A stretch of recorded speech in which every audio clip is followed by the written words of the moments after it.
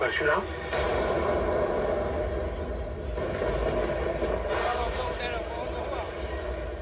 मिथिला में आपका स्वागत है।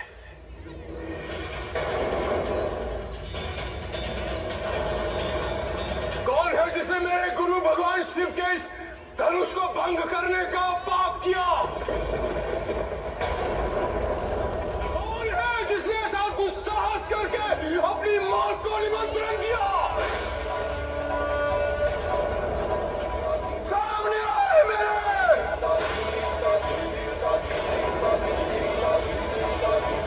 हे भगवान, आप ही के आदेश अनुसार मैंने सीता का स्वयंवर आयोजित किया था। आप ही ने कहा था कि जो भी भगवान शिव के धनुष को उठाकर उस पर प्रत्यंचा चढ़ाएगा वो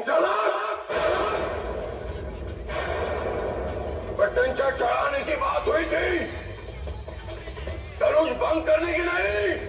ये पाप है। कौन है वो अहंकारी? सामने आए मेरे!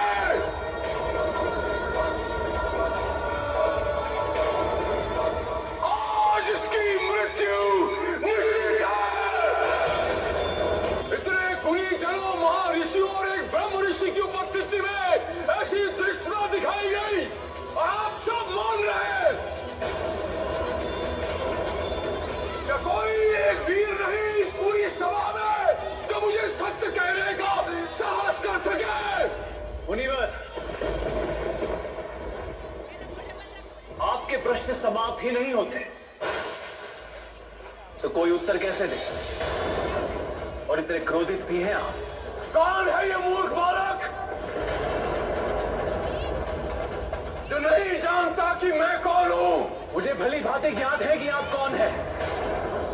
अक्षत्रिय कुल नाशक, बाल ब्रह्मचारी, अत्यंत क्रोधी प्रभु परशुराम है।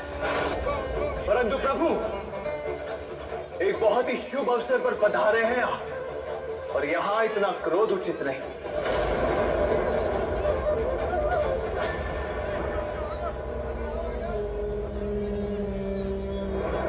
ये बालक इतना अशिष्ट क्यों है?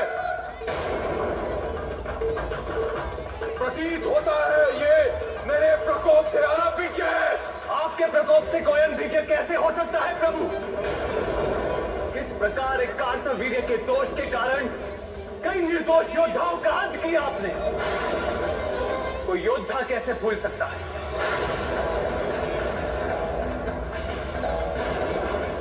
दंड बालक! भार्गव परशुराम जी को नमन। ये कौशल नरेश महाराज दशरथ के पुत्र हैं, राम और लक्ष्मण।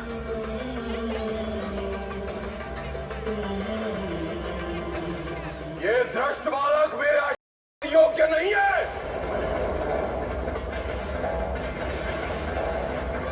राज ऋषि जनक, मेरा उत्तर दीजिए, नहीं तो जहां तक आपका राज्य है वहां तक की पृथ्वी उलट दूंगा।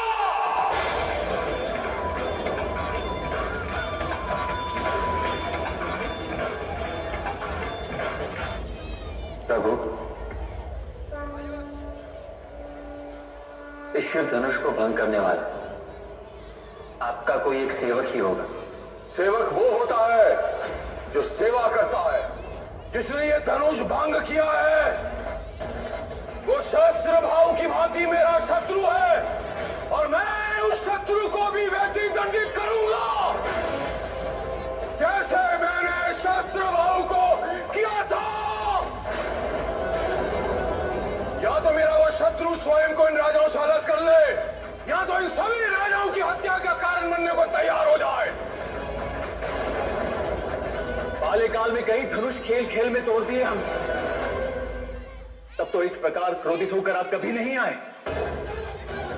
फिर इसी धनुष प्रति इतना लगाव क्यों? तुम्हें बाल्यकाल में तोड़े गए धनुष और भगवान शिव के धनुष में अंतर समझ में नहीं आ रहा?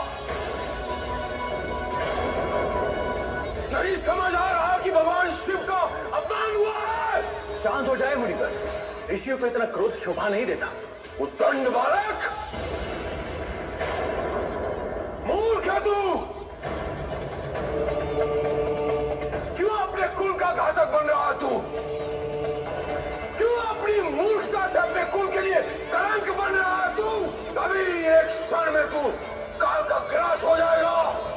मुनिवर, क्षमा।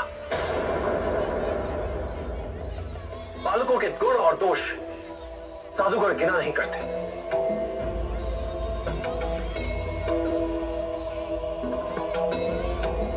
अंतिम चेतावनी दे रहा हूं, जिस किसी ने ये धनुष भंग किया है मेरे समक्ष आ जाए, अन्यथा वो सेवक मैं हूं प्रभु।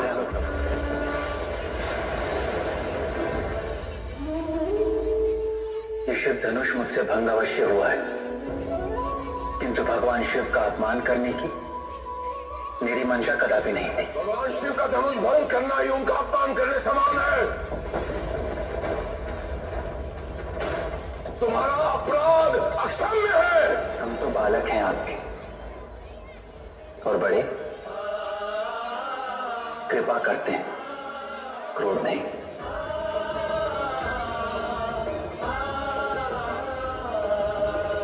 आप ज्ञानी हैं, सुशील हैं, वीर हैं, दया करें प्रभु। धनुष भंग करके तुम मुझे ज्ञान दे रहे हो। तुम्हारा अनुज मुझसे कटु वचन कहता है, और तुम चल से मेरे सामने हाथ छोड़कर मुझसे विनय कर रहे हो। चल त्यागो, युद्ध करो मुझसे, नहीं तो भाई सहित तुम्हारा वध कर दिया जाएगा।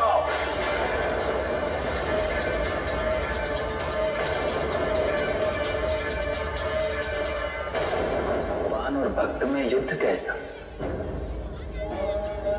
दिव्यता के किसी भी प्रतीक का अपमान तब है जब समाज उसके सही अर्थ की उपेक्षा कर उसे किसी और के अपमान या दमन का शस्त्र बना लेता है। यहां प्रत्यंचा चढ़ाने को लोगों ने अपने आत्मसम्मान से जोड़ लिया था, जबकि इसका उद्देश्य इसके बिल्कुल विपरीत था।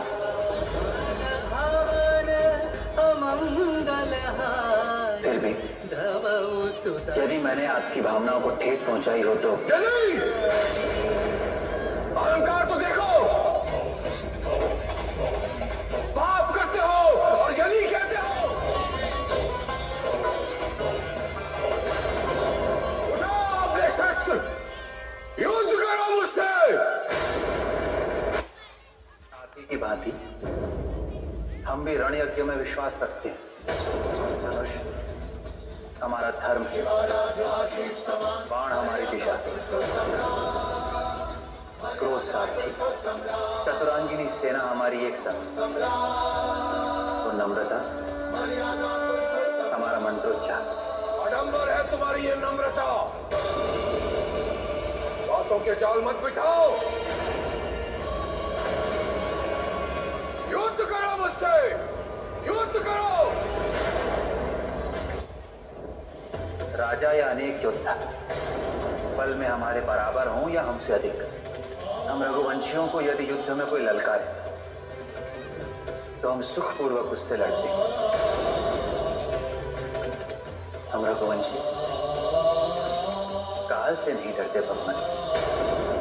हम रघुवंशी ऋषि और गौ की रक्षा करना भी जानते हैं। आप एक ऋषि और आप पर शस्त्र उठाना हमारी मर्यादा के विरुद्ध, एक योद्धा की गरिमा भी गुरुवर है।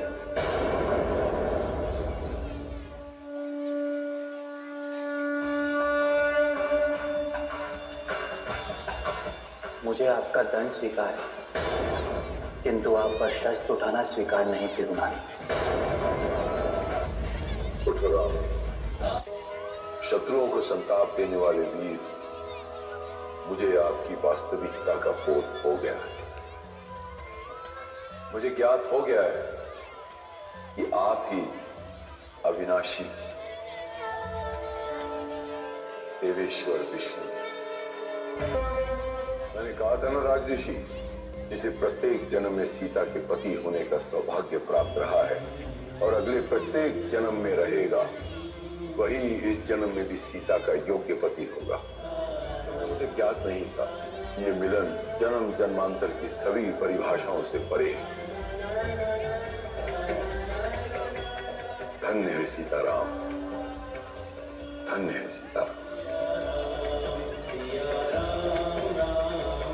सतयुग का अंत हुआ, अब त्रेता युग में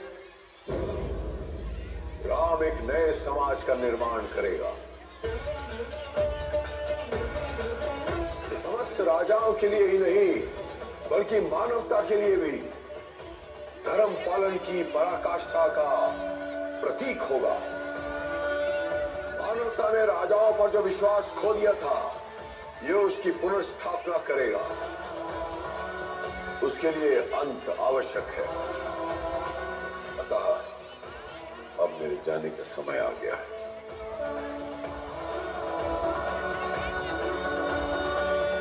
कल्याण पशु।